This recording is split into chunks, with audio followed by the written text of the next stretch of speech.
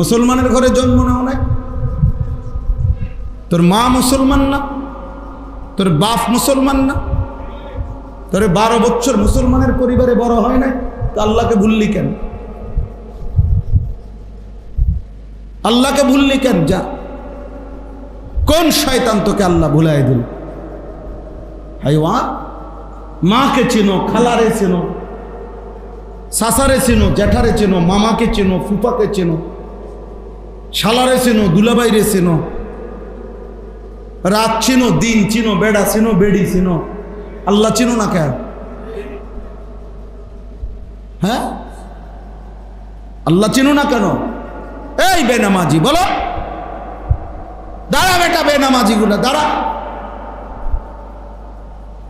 আর নয় তো বাইরে বেটা, বের হয়ে যা মালিকের ঘর থেকে নাফরমান। কোন লজ্জায় আল্লাহর ঘরে ঢুকলি? সারাদিন এক ওয়াক্ত নামাজ পড়ো নাই যারা, কারণটা কি ছিল? হাইওয়ান, কেন নামাজ পড়লা না? কেন সাজদা দিলা না? তুই মানুষের বাচ্চা না? রাস্তার কুত্তা না সেজদা দেয় না, ইমানদার কেমনে সেজদা চালায়? মুসলমানের বাচ্চা কেমনে সেজদা না দিয়ে? শরীরটার মধ্যে পেশাবের গন্ধ, না পেশাব করে ঠিক মতো পাক হয়, না পায়খানা করে ঠিক মতো পাক হয়, ওইটা কি পাগল ছাগল নাকি? পাক পবিত্রতার কোনো ধার ধারে না, চুল কিতা, চেহারা কিতা, আড়ে কেমনে, আসে না কান্দে, কিছু মানুষ না প্লাস্টিক, কিছু। এটা জীবন হলো?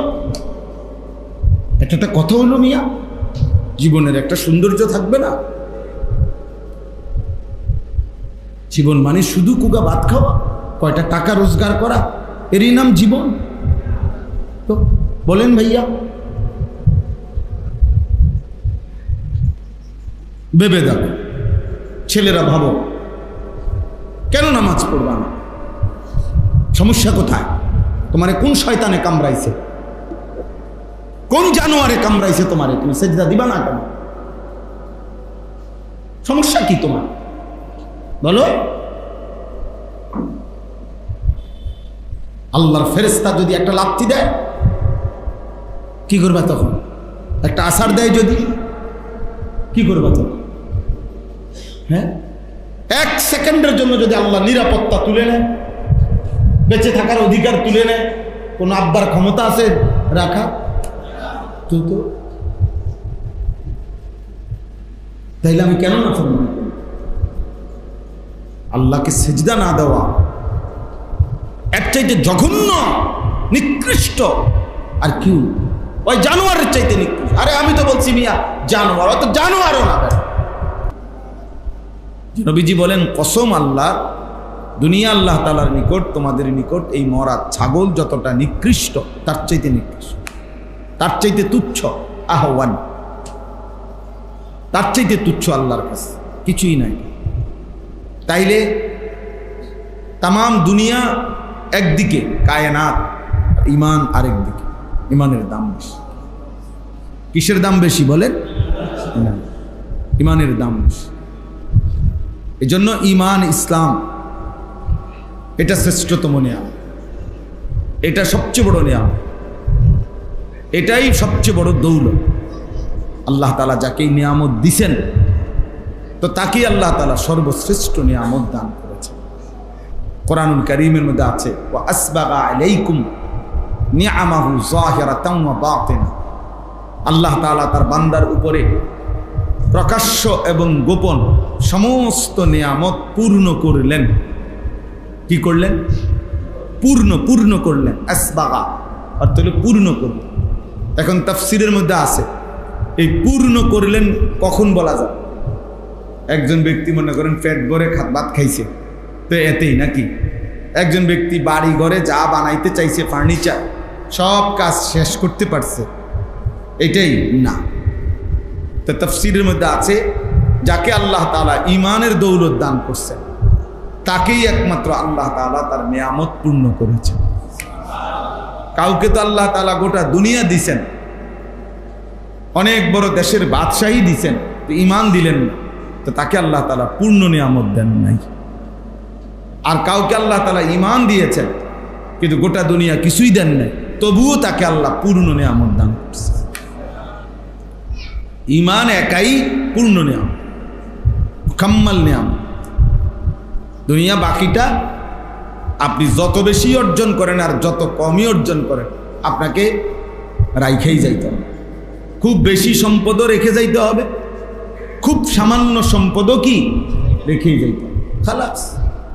তাহলে যেটা থাকবেই না, এটা শ্রেষ্ঠ নিয়ামত হইতে পারে না, নিয়ামত হইতে পারে না।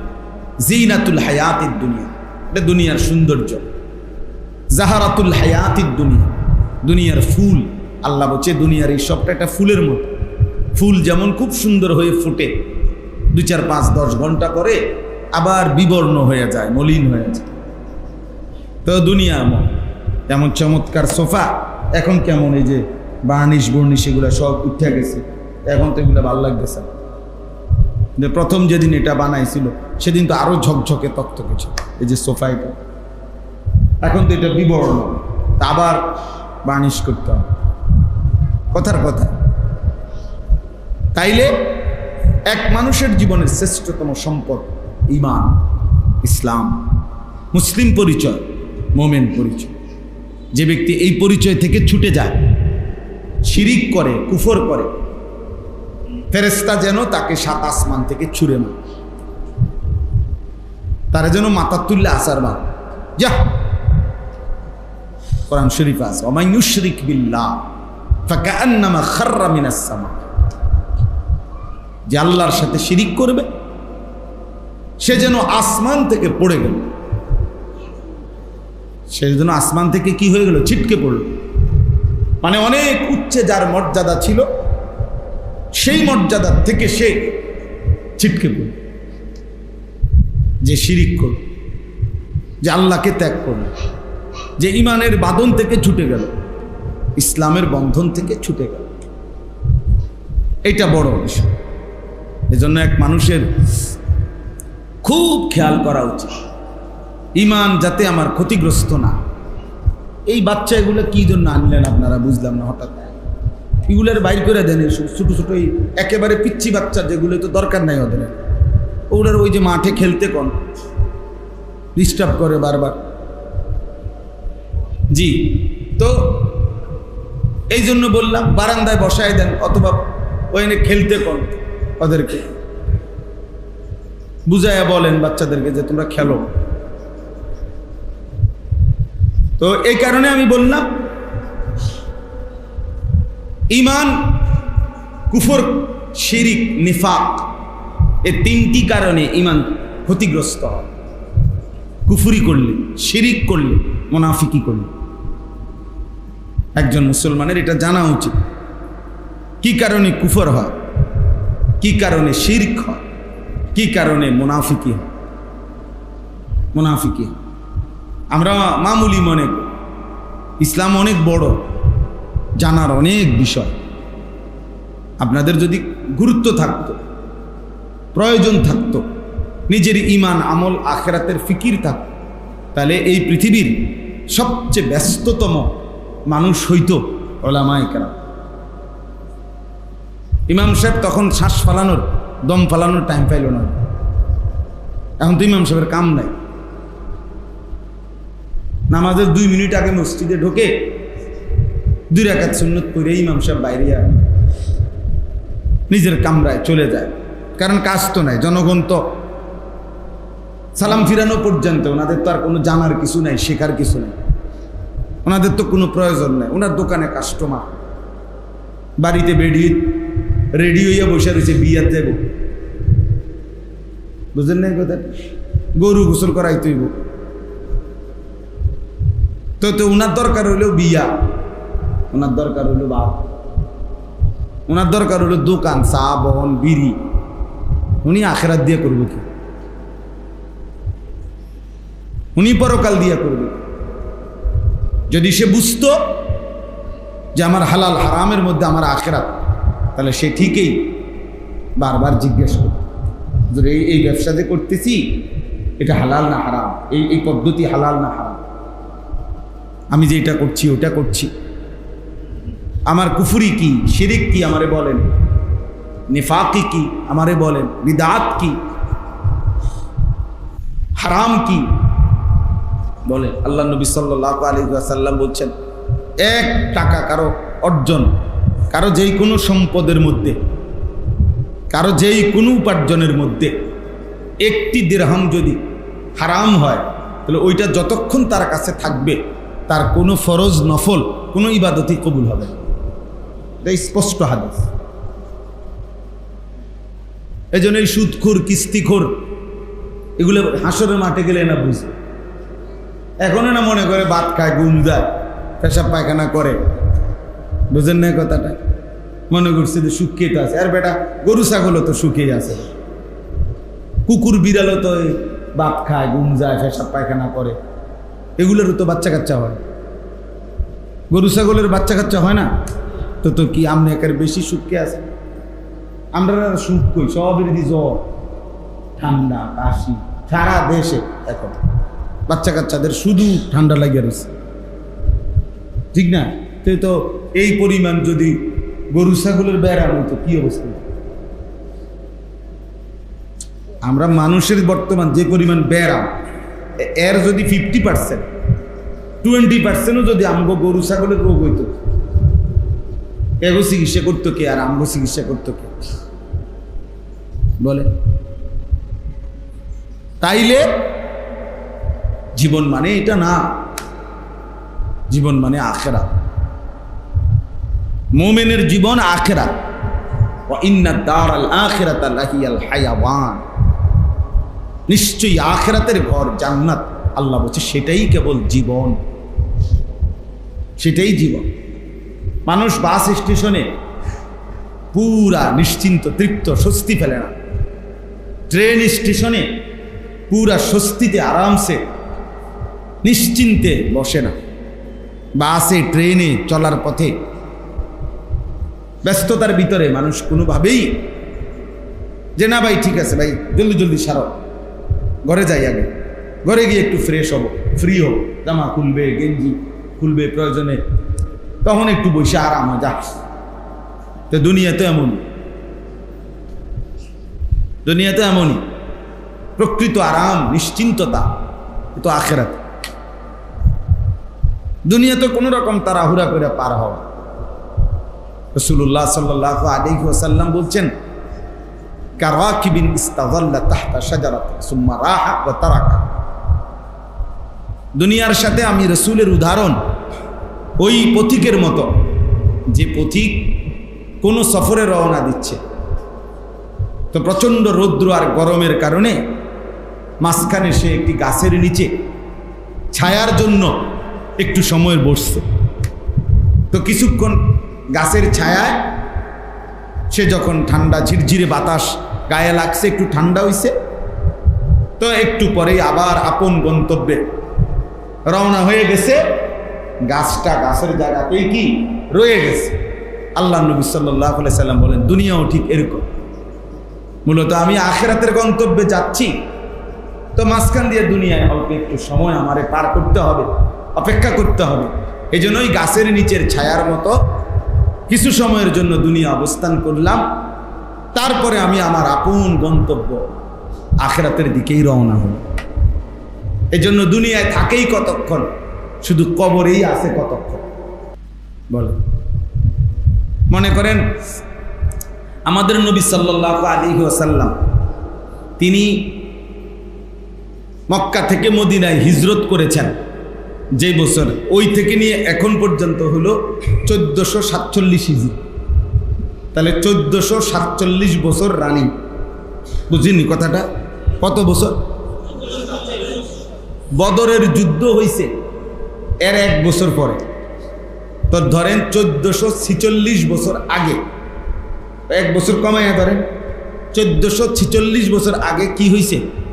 বদরের যুদ্ধ হয়েছে। তো ওই সময় আবু জাহেল মারা গেছে এই বদরের যুদ্ধে। কেমন? তাইলে এখন বলেন, শুধু একটা হিসাব বলেন যে এই আবু জাহেল, এই বেঈমান, মাটির উপরে ছিল কতদিন, কবরে আছে আজকে কতদিন? হিসাবটা বলেন, বুঝছেন না হিসাবটা? তাহলে মাটির উপরে আসিল নাহলে 60 বছর ধরে নিলাম, নয়তো 70 বছর। তার বয়স কি 900 বছর আসিল? তার বয়স কি 600 বছর আসিল? 60-70 বছর। তাহলে মাটির উপরে তো সে ছিল 60-70 বছর, শুধু কবরেই আছে এখনো 1446 বছর। এবার কেয়ামত হবে কোন দিন কেউ জানে না, আরো পার হইব কতদিন। এরপরে ইসরাফিল ফু দিলে আবার আরেকবার ফু দিতে মাঝখানে একটা ব্যবধান আছে। প্রথম ফু দিলে মাটির উপরে সব মাটির নিচে চলে যাবে, একেবারে মানুষ সহ সব। আরেকবার ফু দিলে সব কবর থেকে হাসরের মাঠে দাঁড়াবে। তো মুহাদ্দিসিনে কেরাম বলেন, ওলামায়ে কেরাম, কোন বর্ণনা এটা যে ওই বেটা এই মোবাইল এটা লইয়া নামো, মোবাইল এটা নামো, এমনি শুনো বেটা, ফালতু কথা। 24 ঘন্টা এই এক অসভ্য জিনিস নিয়ে জীবন শেষ, জীবনটাই বানায় ফেলছে। পাগল নেশা, কেন উঠায় ছবি, কি উঠায়, এই ইন্ডিয়া উড়ায়, ইন্ডিয়া ডিলেট করে, ইন্ডিয়া উড়ে, ইন্ডিয়া আবার মুখ চালায়, পাগলও উড়ায়, ছাগলও উড়ায়, গরু, হাঁস, মুরগি, কুকুর, বিড়াল, বেড়া, বেড়ি, জোয়ান, বুড়া, সাদা, কালা, চিকন, মোটা, জিডা ফাইডা। এটা কি পাগল মাতাল ছেলেবেলেদের চেহারা সুরত দেখলে মানে এগুলা কি ছবি উড়া, কিটা উড়া, যেটা পাইবে এইটা একের যেটা পাইবে। একটা লোক ফিসলা খাইয়া গেছে, উঠাও সবাই 2000 মানুষ। যে দেখেন পৃথিবীবাসী, অত্যন্ত গুরুত্বপূর্ণ বিষয় আপনাদের জানা উচিত, একজন মানুষ ফিসলা খায় কিভাবে। এটা যদি আপনারা না জানেন, আগামীতে আপনারা কিভাবে ফিসলা খাইবেন বলেন সুবহান।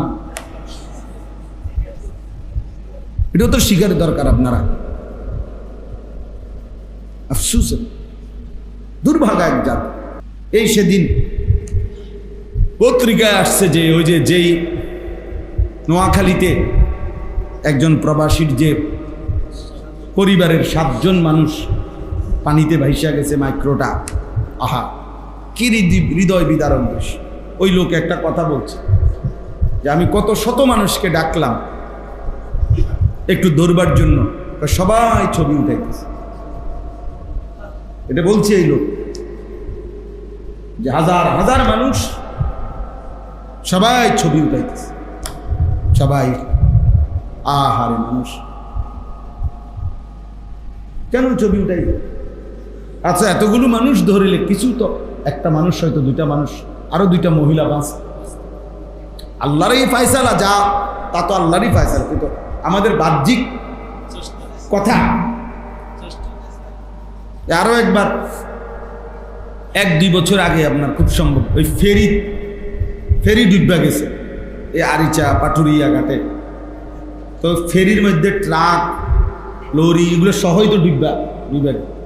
এই ট্রাকওয়ালা, ট্রাকের মালিক, ট্রাকের ড্রাইভার, এও আমি সাক্ষাৎকারটা দেখছি পত্রিকা, ওই বলছে চিল্লায় কাঁদতেছে। এই আজকে 2 দিন যাবত কত হাজার মানুষ আসছে, সকলেই শুধু ছবি উঠাইতেছে, কিন্তু আমার ট্রাকটা যে ডুববে রয়েছে বা আমার এই ফেরিটা, এইটা উঠাইবার জন্য কোনো কার্যকর কোনো উদ্যোগ নাই, শুধু ছবি উঠে। শুধু চ্যানেলওয়ালাদের কাম হলো শুধু খবর প্রচার করতেছে। 232টা, শুধু আরো বেশি হইতে পারে, শুধু সরকার অনুমোদিত চ্যানেলে আছে। আর এইগুলা তো এরা তো সবাই একটা চ্যানেল। এরপরে আবার মোবাইল, ছেলেরা যার হাতে একটা মোবাইল আছে উনি একজন সাংবাদিক, উনি একজন বুদ্ধিজীবী, উনি দেশবাসীরে প্রতিদিন ঘন্টায় ঘন্টায় বুদ্ধি দেয়। এই যে ডক্টর ইউনূস সহ ওনারা, বা অমুকে কি করবে, তমুকে কি, প্রত্যেকেই বুদ্ধি দিতে আছে, কিন্তু কাজ করার জন্য কেউ রেডি না, কারো হাতে সময় না বুদ্ধি দিতে। আলহামদুলিল্লাহ, পৃথিবীর এত বুদ্ধি, 800 কোটি মানুষের মধ্যে বিশ্বের সবচেয়ে বেশি বুদ্ধিজীবী বাংলাদেশ। একেবারে খনি, ডাইরেক্ট খনি, বুদ্ধিজীবীর খনি, জেন দিয়ে আপনি লাড়া দিবেন। বাংলাদেশের যেই কোনো জেলায় যে কোনো গ্রাম আপনি শুধু লারা দিয়েছেন, বুদ্ধি গড়গড়াইয়া বাইরে যায়। হ্যাঁ, এই পরিমাণ আজাইরা ফালতু বুদ্ধি ভরপুর। আর বুদ্ধির মেন হেড অফিস হলো চা দোকান। চা দোকানে যাইবেন, আল্লাহ দেখবেন অনবরত বুদ্ধি দিতে আছে। কে কারে বুদ্ধি দেয়, কে হলে কার কথা। আফসুস জাতি, আফসুস ছেলেরা, আফসুস। ভাবা উচিত চুলের কি দশা, চেহারার কি দশা, জামার কি দশা, কার মতো জামা, কার মতো প্যান্ট, কার মতো চুল, হাসে কার মতো, সাজে কার মতো, রাত কাটে কেমনে, দিন কাটে কেমনে, কে মা কে বাবা, কি ধর্ম, কি পাগল না ছাগল না।